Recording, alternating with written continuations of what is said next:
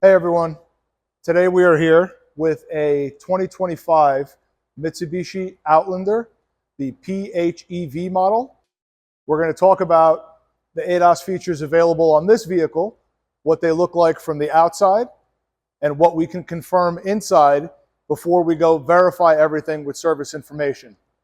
Mitsubishi service information is very difficult to acquire.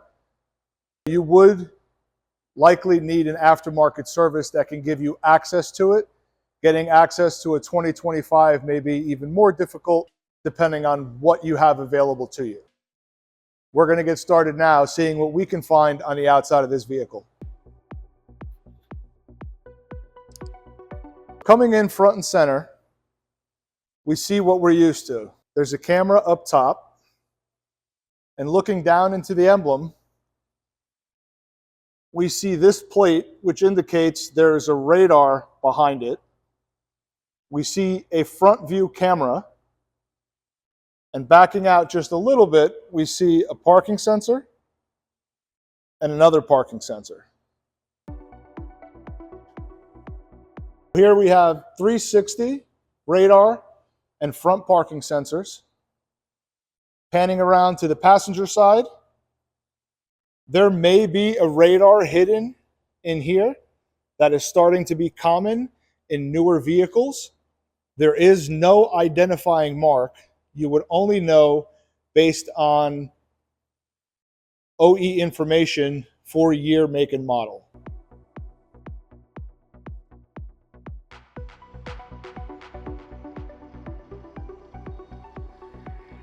Panning around to the driver's side, we see the exact same parking sensor.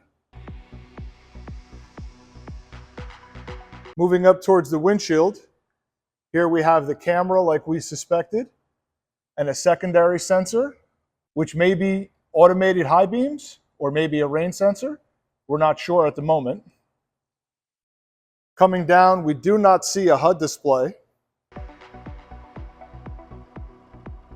Moving on to the driver's side mirror, we notice a side view camera. Going around to the mirror, we see the triangle. The triangle can also be known as a blind spot indicator for some manufacturers. Here we have confirmation that this vehicle has blind spot.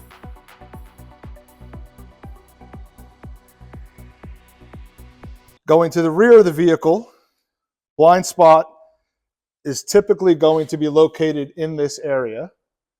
It may be mounted to the bumper, or it may be mounted to the frame of the vehicle. On newer vehicles, we are seeing them mounted to the rear bumper and not the body.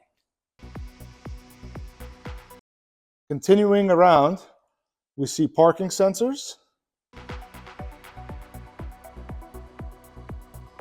Looking under the license plate area, we have a rear view camera. Only one. As we continue around the passenger side, we're going to confirm blind spot in the mirror, but it would likely be in that area. Coming up on the passenger side mirror, we now have confirmation of blind spot. Double checking the windshield, camera, secondary sensor. Rounding off to the front, we do not see any other visual elements on the outside of this vehicle with regards to sensors that it would use to perform ADAS functions.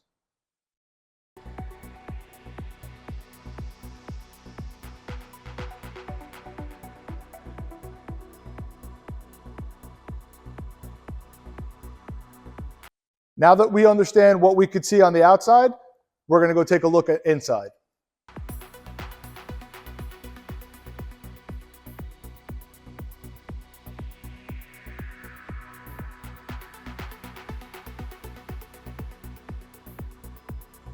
Stepping in on the left-hand side, we see a few buttons here. This controls the brightness of the instrument cluster. This opens the fuel door. This activates an AC plug that operates at 1500 watts. This opens the rear hatch. This turns steering wheel or something off. We're going to have to look that up. And this locks or unlocks an outlet. Oh, this looks like a timer for the outlet. This maybe turns the outlet on or off. I'll have to verify that. Coming up to the left-hand side stalk,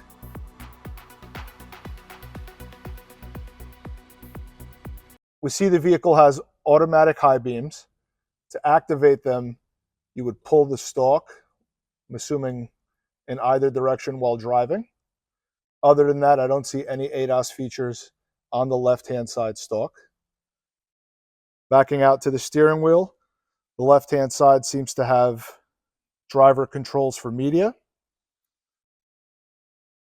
The right-hand side seems to have some ADAS controls.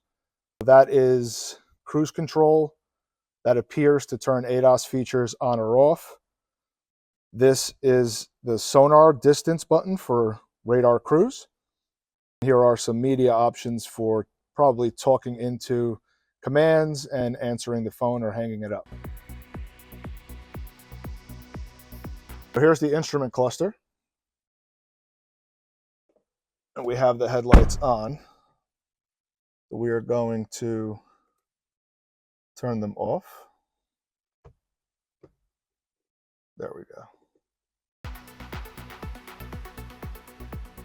Continuing into the infotainment section, we have a power button, infotainment controls that also give you access to cameras, climate controls, USB chargers, a 12-volt outlet,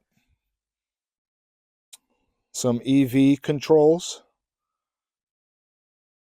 your standard shifter, which is not so standard anymore, parking brake, and traction and power controls. Let's see what our boot up sequence looks like. Pressing the power button one time,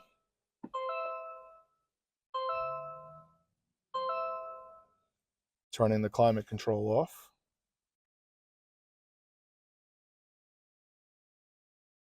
putting my foot on the brake and pressing the power button, indicating that the door is open, pressing the power button again one time,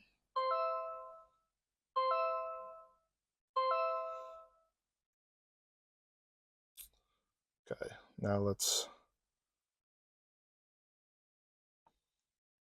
key off, key on.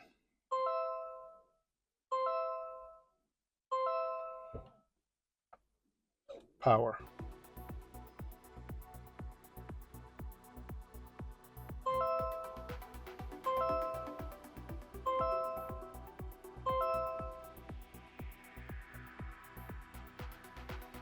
Pressing the camera button shows you a 360 view along with any issues that you may have.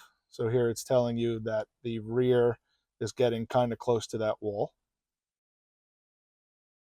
360 view is actually pretty clean considering the door is open.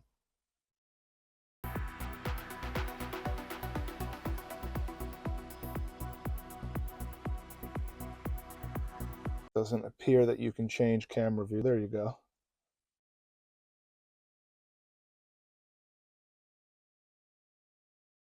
Pressing the camera button will change views.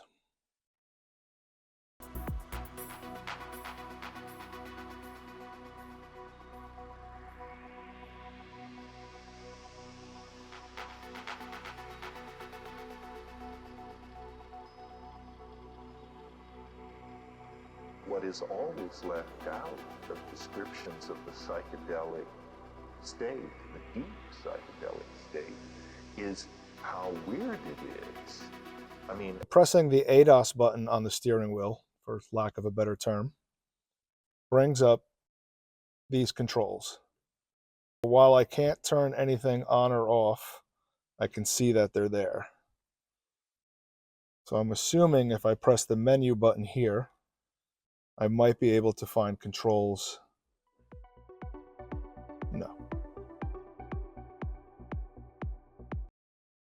Can I do anything here?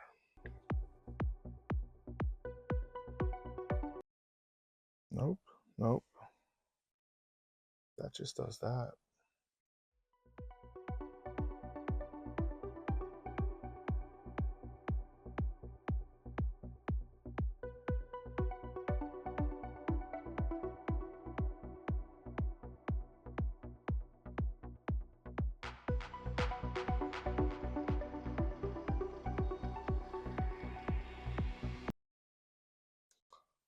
You have no control.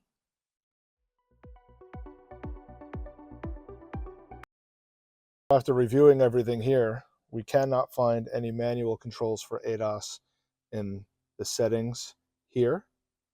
There are no buttons that indicate ADAS features in the climate control area, none in the shifter area. We have the normal on the steering wheel.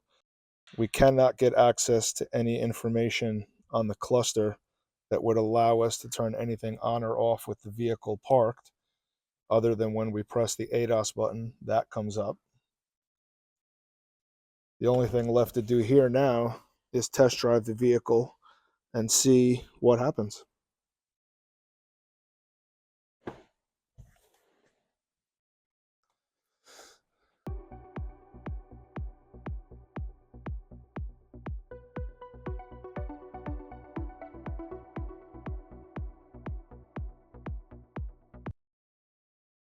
Okay, with our 2025 Outlander, we've now ID'd some sensors on the outside.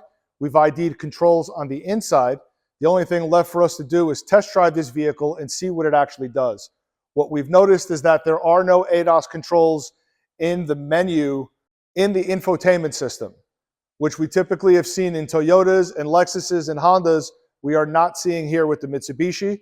We could not find them in the instrument cluster, although that could just be my fault for not being able to find them. However, it's very limited on what you can control from a button perspective or a settings perspective. The only thing we did find is the ADAS button on the steering wheel, which we saw bring something up on the instrument cluster. Now with our test drive, we'll be able to see what actually happens and figure it out from there. Thank you everybody for watching. If you have any questions, please leave them in the comments below.